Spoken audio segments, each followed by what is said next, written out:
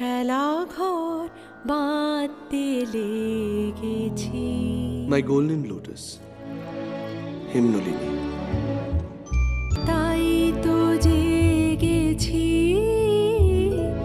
বলবো কি তোরে। দুদিন হলো কলুটোলায় একটি নতুন বাসার সন্ধান পেয়েছি।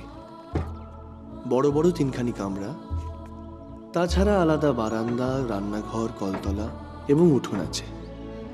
আমার দর্জিপাড়ার ছাদের ঘরে তোমার দমবন্ধ লাগতো হয়তো। এই বাড়ি অনেক প্রশস্ত, তোমার অপছন্দ হবে না। প্রভাতে পথিক ডেকে যা,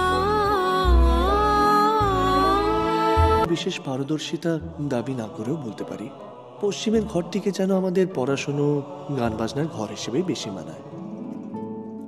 জানলার ধারে আমার লেখার টেবিল, আর দেওয়ালের গায়ে তোমার পিয়ানো।